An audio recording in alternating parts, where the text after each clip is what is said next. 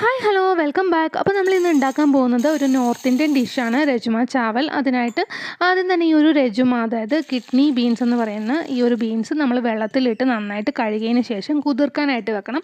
നമുക്ക് ഓവർനൈറ്റ് വേണമെങ്കിൽ വയ്ക്കാം, ഇല്ലാന്നുണ്ടെങ്കിൽ ഒരു 3-4 മണിക്കൂറൊക്കെ വെള്ളത്തിലിട്ട് കഴിഞ്ഞാൽ നന്നായിട്ട് കുതിർന്ന് കിട്ടും കേട്ടോ. എന്നിട്ട് വേണം നമുക്കിത് വേവിച്ചെടുക്കാനായിട്ട്. അപ്പോൾ ആദ്യം തന്നെ നന്നായിട്ട് ഇതേപോലെ കൈ വെച്ച് തന്നെ തിരുമ്മി കഴുകിയെടുക്കാം കേട്ടോ. നമ്മളിന്ന് ഉണ്ടാക്കാൻ പോകുന്ന ഈ ഒരു രജ്മ ചാവൽ നോർത്ത് ഇന്ത്യയിലൊക്കെ വളരെ ഫേമസ് ആയിട്ടുള്ളൊരു ഡിഷാണ്. അവിടെയുള്ളവർക്ക് ഭയങ്കര ഇഷ്ടമുള്ള, അല്ലെങ്കിൽ അവരുടെ ഒരു സ്പെഷ്യൽ ഫുഡെന്ന് തന്നെ പറയാം ഈ ഒരു രജ്മ ചാവൽ. ഈ ഒരു രജ്മ അല്ലെങ്കിൽ കിഡ്നി ബീൻസ് ഒരുപാട് പ്രോട്ടീൻ കണ്ടൻറ്റ് അടങ്ങിയിട്ടുള്ളതാണ്. അതുപോലെ തന്നെ വിറ്റമിൻസ്, മിനറൽസ്, കാർബോഹൈഡ്രേറ്റ്സ് എല്ലാം ധാരാളമായിട്ടുള്ളതാണ് കേട്ടോ. അപ്പോൾ നമ്മൾ കുട്ടികൾക്കൊക്കെ കൊടുക്കുകയാണെങ്കിൽ വളരെ ഹെൽത്തിയാണ്. നമ്മളിത് വീക്ക്ലി വൺസ് എങ്കിലും നമ്മുടെ ഫുഡിൽ ഉൾപ്പെടുത്താനായിട്ട് ശ്രദ്ധിക്കുക. അപ്പോൾ ഞാനിത് നന്നായിട്ട് കഴുകി എടുത്തിട്ടുണ്ട്. ഇനി നമുക്കിതൊന്ന് കുതിർത്തെടുക്കാനായിട്ട് വെക്കാം. ഒരു 3 മണിക്കൂർ വരെയും ഞാൻ വെക്കുന്നുണ്ട്. അപ്പോൾ ഇപ്പോൾ ഒരു 3 മണിക്കൂർ കഴിഞ്ഞിട്ടുണ്ട്. നോക്കുമ്പോൾ അത് നന്നായിട്ട് കുതിർന്ന് കിട്ടിയിട്ടുണ്ട്. നമുക്കിങ്ങനെ പ്രസ് ചെയ്ത് കഴിയുമ്പോഴത്തേക്കും ഇത് രണ്ടായിട്ട് ഇങ്ങനെ പൊളർന്ന് വരും. ഇതാണ് ഇതിൻ്റെ ഒരു പാകം. ഇനി നമുക്കിത് വേവിക്കാനായിട്ട് കുക്കറിലേക്ക് മാറ്റാം കേട്ടോ.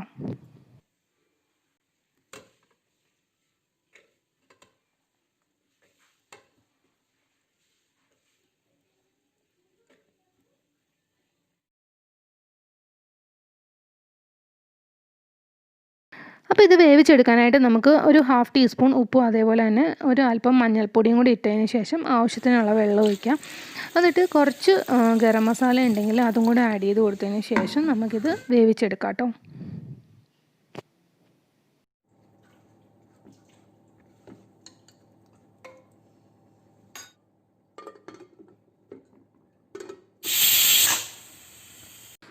കറിയിലേക്ക് വേണ്ട ഇൻഗ്രീഡിയൻസ് നോക്കാം. ഒരു വലിയ സവോള, 2 തക്കാളി, ഒരു പീസ് ഇഞ്ചി, എരിവിന് ആവശ്യത്തിനുള്ള പച്ചമുളക് അല്ലെങ്കിൽ കാന്താരിമുളക്. അപ്പോൾ ചട്ടി ചൂടായതിന് ശേഷം നമുക്കിതിലേക്ക് എണ്ണ ഒഴിക്കാം. എണ്ണ ഒഴിച്ചിട്ട് സവോള ഇതേപോലെ സ്ക്വയറായിട്ട് മുറിച്ച് വെച്ചിട്ടുള്ളത് ആഡ് ചെയ്ത് കൊടുക്കാം. ആഡ് ചെയ്തിട്ട് നന്നായിട്ടൊന്ന് വഴറ്റി കൊടുക്കാം. അല്പം ഉപ്പ് ചേർത്ത് ഇളക്കി കൊടുക്കുകയാണെന്നുണ്ടെങ്കിൽ പെട്ടെന്ന് തന്നെ ബ്രൗൺ നിറമായി കിട്ടും.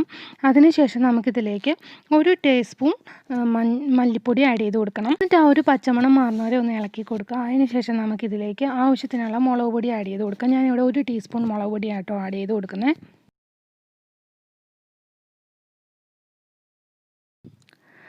ഇനി നമുക്കിതിലേക്ക് എടുത്തു വെച്ചിട്ടുള്ള ഇഞ്ചി ചെറിയ ചെറിയ കഷ്ണങ്ങളാക്കി മുറിച്ചതിന് ശേഷം ആഡ് ചെയ്ത് കൊടുക്കുക. അതേപോലെ തന്നെ തക്കാളിയും വലിയ വലിയ കഷ്ണങ്ങളാക്കി തന്നെ മുറിച്ചിട്ട് ഇതിലേക്ക് ആഡ് ചെയ്ത് കൊടുക്കുക. നമുക്കിത് അരച്ചെടുക്കേണ്ടതുകൊണ്ട് തന്നെ ഒരുപാട് ചെറുതാക്കി മുറിക്കേണ്ട ആവശ്യമില്ല. അപ്പോൾ ഇതൊന്ന് മൂടി വെച്ച് വേവിക്കുകയാണെന്നുണ്ടെങ്കിൽ പെട്ടെന്ന് തന്നെ ആ തക്കാളിയും ഉള്ളിയൊക്കെ ഒന്ന് വെന്ത് കിട്ടും. അതിനുശേഷം നല്ല സോഫ്റ്റ് ആയിട്ട് തന്നെ നമുക്ക് അരച്ചെടുക്കാനായിട്ടും പറ്റും. ഒരു 2-3 മിനിറ്റ് മൂടി വെച്ച് വേവിച്ച് കഴിഞ്ഞാൽ ഇതുപോലെ നല്ല സോഫ്റ്റായിട്ട് തക്കാളിയൊക്കെ നല്ല വെന്ത് കിട്ടും. ഇനി നമുക്കിത് അരച്ചെടുക്കണം ചൂടാറിയതിന് ശേഷം. ഇപ്പം ഞാനിതൊരു മിക്സിയുടെ ജാറിലേക്ക് മാറ്റുകയാണ്. നമുക്കിത് ചൂടാറിയതിന് ശേഷം നന്നായിട്ട് അരച്ചെടുക്കണം കേട്ടോ. നല്ല സോഫ്റ്റായിട്ട് തന്നെ അരച്ചെടുക്കണം, തരിയൊന്നും ഇല്ലാതെ തന്നെ. ഇപ്പോൾ ഇത് നല്ല സോഫ്റ്റായിട്ട് തന്നെ അരഞ്ഞ് കിട്ടിയിട്ടുണ്ട്. ഒരു പേസ്റ്റ് പരുവത്തിലായിട്ടുണ്ട്. ഇനിയിപ്പോൾ നമുക്ക് വേവിച്ച് വെച്ചിട്ടുള്ള രജ്മയിലേക്ക് ഈ മിക്സും കൂടെ ചേർത്ത് നന്നായിട്ട് ഒന്നും കൂടെ തിളപ്പിച്ചെടുക്കണം. അപ്പോൾ ആ ഒരു തക്കാളിയുടെ പുളിയും ഉപ്പും എരിവും ഒക്കെ ഒന്ന് പിടിച്ച് കിട്ടാനായിട്ട് കുറച്ച് നേരം എടുക്കും. ഒരു 5-6 മിനിറ്റ് വരെ നമ്മളിത് നന്നായിട്ട് തിളപ്പിച്ചെടുക്കണം കേട്ടോ, ഇതിലേക്ക് ആഡ് ചെയ്തതിന് ശേഷം.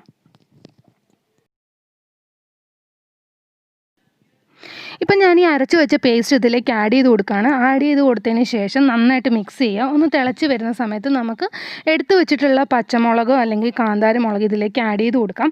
അതുപോലെ തന്നെ കുറച്ച് കാശ്മീരി ചില്ലി പൗഡറും കൂടെ ആഡ് ചെയ്ത് കൊടുക്കുകയാണെങ്കിൽ നല്ലൊരു ഗ്രേവിക്ക് നല്ലൊരു കളറും കൂടെ കിട്ടും കേട്ടോ. ഈ സമയത്ത് നമുക്ക് ഉപ്പ് കുറവാണെങ്കിൽ അതും കൂടി ഒന്ന് ആഡ് ചെയ്ത് കൊടുക്കാം.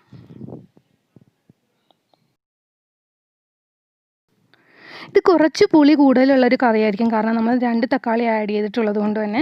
അപ്പോൾ രജ്മയിലേക്ക് ഇത് പിടിക്കണമെന്നുണ്ടെങ്കിൽ നമ്മൾ കുറച്ച് നേരം മൂടി വെച്ചിട്ട് തന്നെ നന്നായിട്ട് വേവിക്കണം. ഒരു 5 മിനിറ്റ് നമുക്ക് മൂടി വെച്ച് വേവിക്കാം കേട്ടോ.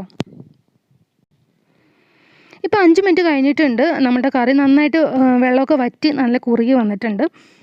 ജസ്റ്റ് ഒന്ന് ഇളക്കി കൊടുക്കുക, ഇല്ലാന്നുണ്ടെങ്കിൽ അടി പിടിക്കാൻ സാധ്യതയുണ്ട് കേട്ടോ.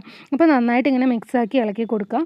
രജ്മയിലേക്ക് നന്നായിട്ട് ഉപ്പും എരിവും പുളിയൊക്കെ പിടിച്ചിട്ടുണ്ടോ എന്നൊന്ന് ചെക്ക് ചെയ്യുക. അപ്പോൾ നമുക്കിനി തീ ഓഫ് ചെയ്യാം. അതിനുശേഷം മല്ലിയില ആഡ് ചെയ്ത് കൊടുക്കാം. അപ്പോൾ നമ്മുടെ രജ്മ മസാല ഇവിടെ റെഡി ആയിട്ടുണ്ട്. നമുക്കിത് ലെമൺ റൈസിൻ്റെ കൂടെയോ ടൊമാറ്റോ റൈസിൻ്റെ കൂടെയോ ഗീ റൈസിൻ്റെ കൂടെയോ ഒക്കെ കോമ്പിനേഷനായിട്ട് കഴിക്കാവുന്നതാണ്. അതേപോലെ തന്നെ ചപ്പാത്തിക്കും ബെസ്റ്റ് ആയിട്ടുള്ളൊരു കോമ്പിനേഷനാണ് കേട്ടോ. നിങ്ങളെല്ലാവരും ട്രൈ ചെയ്ത് നോക്കുക, കുട്ടികൾക്കൊക്കെ കൊടുക്കുക. വളരെ ഹെൽത്തി ആയിട്ടുള്ളൊരു ഡിഷാണ് കേട്ടോ ഇത്. ഞാനിവിടെ ചപ്പാത്തിയും അതുപോലെ തന്നെ ലെമൺ റൈസുമാണ് ഇതിന് കോമ്പിനേഷനായിട്ട് എടുത്തിട്ടുള്ളത്. അപ്പോൾ നിങ്ങളെല്ലാവരും ഈ ഒരു ഹെൽത്തി ഡിഷ് ട്രൈ ചെയ്യണം, കുട്ടികൾക്കൊക്കെ കൊടുക്കണം. വളരെ ഹെൽത്തിയാണ്, അതുപോലെ വളരെ ടേസ്റ്റിയാണ്. അപ്പോൾ ഈ ഒരു വീഡിയോ നിങ്ങൾക്ക് ഇഷ്ടപ്പെട്ടിട്ടുണ്ടെങ്കിൽ ലൈക്ക് ചെയ്യാനും ഷെയർ ചെയ്യാനും മറക്കാതിരിക്കുക. അപ്പോൾ നെക്സ്റ്റ് വീഡിയോയിൽ കാണാം. അതുവരെ എല്ലാവരും stay healthy, stay tuned. Bye bye.